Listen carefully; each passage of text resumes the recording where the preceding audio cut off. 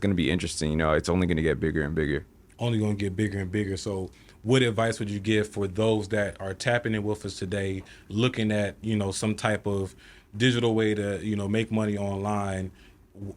How can you speak to the urgency that should go into it, and just kind of doing it in a wise way and not just jumping into the first trend that you see?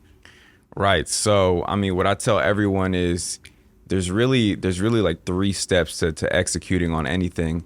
And, the first step is information, right? So there's a lot of information out there. And you got to really choose which one you want to dive into, because you'll get lost in the sauce, right? There's so many hustles out there.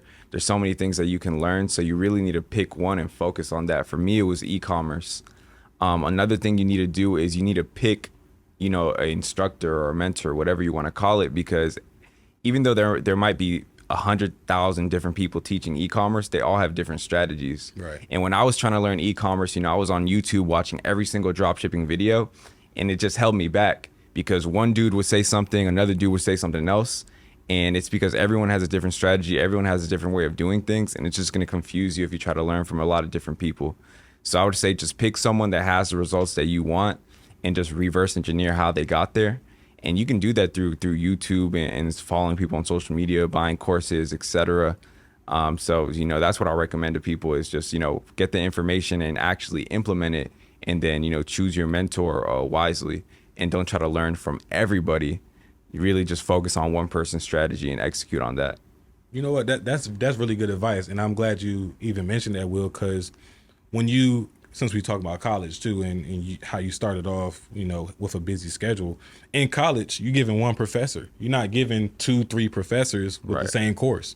So I think that if people take that structure, especially if you're not going to go to college and you're not going to take, that route, and you're going to take the route of going through an individual or Right. doing some type of self-help and things like that, take the structure of what a college could provide as far as, okay, I'm going to use this person to teach me this, I'm going to use Right. that person to teach me that, so forth and so on.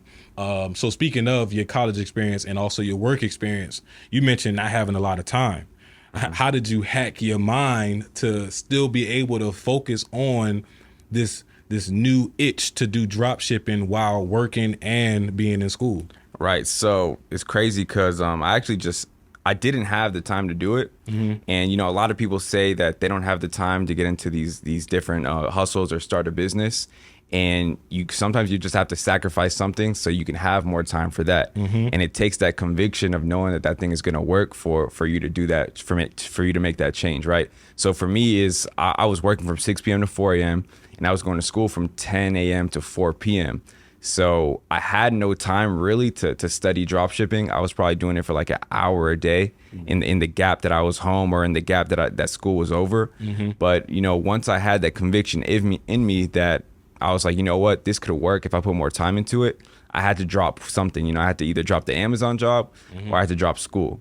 Now me, I was never good at school. And I was never interested in going through the traditional education system. Right. So I just scratched school. I went to college for half a semester, dropped out. I was like, you know what?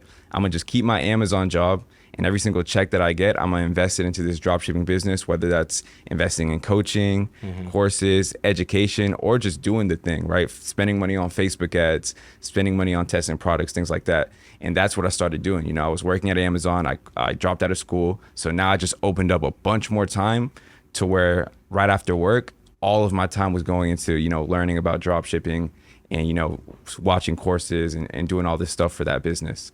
So once I did that, things really started to move forward. And it even got to a point where I was like, you know what, like I need more time than I have now. So I quit my Amazon job and I got a lower paying job. So I quit Amazon and I started working at LA Fitness.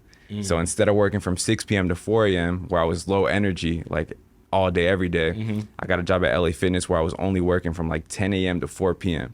Instead of getting paid $11 an hour, I was only getting paid $8, but I had more time. And to me, my time is worth more than $8 an hour or $11 an hour or even $100 because I knew that if I put it all into this e-commerce business, one day it would click. Right. So got the LA Fitness job. I had way more time to get into e-commerce.